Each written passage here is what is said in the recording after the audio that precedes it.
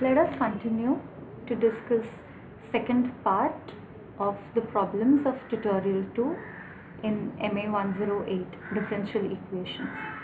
So we begin with problem 7. Problem 7 states that solve the following homogeneous equations. So the equation given to us is x times y prime is equals to y plus x cos square y by x. Okay. So as you can clearly see here, we'll use the method of substitution. So as you can see, there's a y by x over here. So we put y is equals to vx, and as soon as we do that, y prime will have to be replaced. Okay. So what do? Is we put y equal to v times x. We divide the entire thing by x, the entire equation by x. Okay, and then we would have y prime is equals to y upon x plus cos square y over x. Alright, and also when we put y is equals to vx, then y prime changes to v plus x times v prime by the product rule. Okay, so we just plug in all these values here in this after dividing this equation by x. So here we get v plus x times v prime is equals to v plus cos square v, which implies that x times v prime is equals to cos square v. Now we separate the variables. We get all the terms having v in them to one side and all the terms having x to other side. Okay, so we have here secant square v dv is equals to dx upon x. So we integrate on both the sides, and the integration of secant square is tan. Secant square theta is tan theta. So we have tan v is equals to ln x plus c, where c is the constant of integration. Now please mind that the problem is not yet over. We have to solve the given homogeneous equation, and the given homogeneous equation was in the terms of y and x. So we need to get it back into our own well-known form. So how do we do that? We plug in the value of v as y by x back into this equation that we have obtained, and that gives us a solution. This is an implicit solution because here y has not been explicitly written as a function of x. Alright, so this is the implicit solution that we obtain. Let's move on to the next problem. So the next problem is problem number 8 in tutorial 2. So here it says solve the following first order linear equation. The first order linear equation: y prime equal to cosec x plus y times cot x. Okay. So here the general form of this equation is y prime plus px times y equal to qx, where px and qx are functions of x.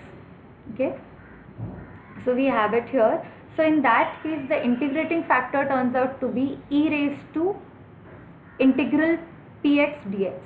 So in this case, we can see as this term shifts on the left hand side, so we would have px to be equal to minus cot x, and that would give us e raised to integral p dx as e raised to minus ln sin x, which is equals to 1 upon sin x. Okay, so this is the integrating factor, and once we have the integrating factor, then the solution is given as follows: y times integrating factor is equals to integral of q into integrating factor with respect to dx. Okay, so that's what we have done. We have just substituted, instead of integrating factor, we have just substituted 1 upon sin x. So we have y over sin x is equals to integral qx is equal to cosecant x in this case. So it's cosecant x times 1 upon sin x dx, which is equals to minus cot x plus c.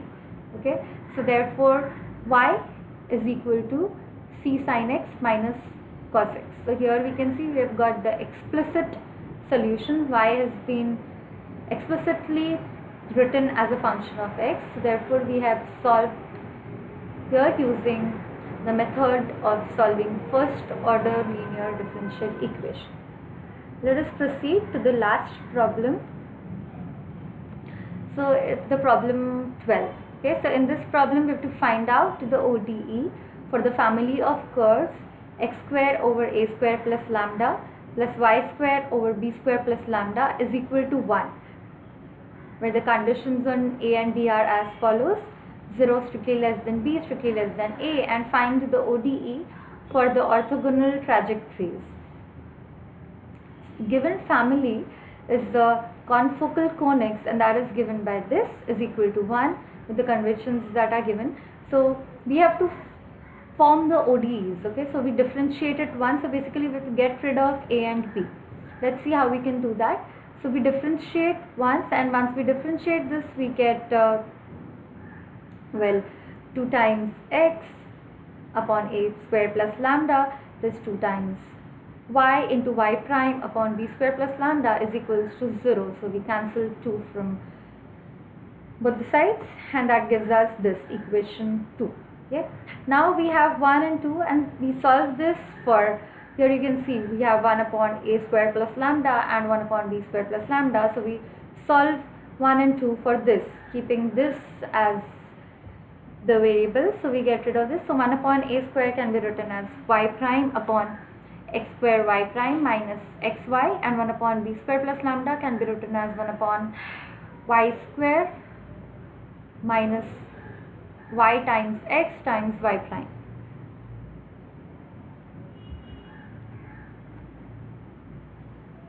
That is, so a square plus lambda can be written as x square y prime minus xy upon y prime, and b square plus lambda is equal to y square minus xy y prime. We have just taken the reciprocal. Alright, so we subtracting we get the OD. So we subtract these two. When we subtract these two, lambda goes away. So we are left with a square minus b square is equals to x square minus y square minus xy upon y prime plus xy times y prime. Okay. Now the ODE for orthogonal trajectories. How we get ODE for orthogonal trajectory? We just replace y prime by minus 1 by y prime. Why so? Because what does y prime indicate? Y prime indicates the slope of a curve. So let's say we have a curve C and we have a curve C prime, and both are orthogonal to each other. Let's say slope of C is m1 and slope of C prime is m2. Then what is the condition that we have? Provided these two are orthogonal, these two are orthogonal if and only if the product of the slopes is equal to minus 1, which means that the slope of C prime is equal to minus 1 upon slope of C, slope of the curve C. Okay, so keeping that in mind, we obtain the ODE for the orthogonal trajectories, and that is given by the exact equation which just replace y prime by minus 1 upon y prime, and then we get this equation which is a square minus b square is equal to x square minus y square minus xy y prime into minus 1 plus xy times minus 1 by y prime, which is again equal to 3. So why is this anomaly occurring? Okay, so this anomaly is occurring because the following: the OD for the given family of curve is identical to the OD for the orthogonal trajectory. Mind you that this is supposed to be the ODE for the orthogonal trajectory, orthogonal to that of this, and this is the OD for the given family, but these two are turning out to be exactly the same.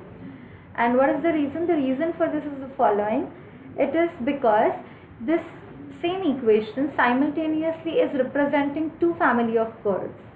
One is ellipse. So in the case when lambda belongs to minus b square to infinity, whenever lambda is in this range, that time this family of curves represent ellipse. And on the other hand, if lambda lies between minus a square and b square, these two are excluded, then it turns out to be hyperbola. And therefore what is happening is that it is just the one equation, but it's representing two different things because of the wide range of lambda that we have. And therefore we have here that the ellipse, we have clearly seen here that ellipses are orthogonal to the hyperbolas. Okay, so that's what is happening here. We have seen that it is such an interesting thing that the ODE for the given family is turning out to be identical to the ODE for the orthogonal trajectory. Okay, and that happens because of this lambda that we have, right? So this finishes all the problems that we wanted to discuss in tutorial 2. So please go over the video and please pause and see wherever you don't understand, and you can watch it again for a clear picture. Okay, if you have any doubts, we will have an interactive session this evening.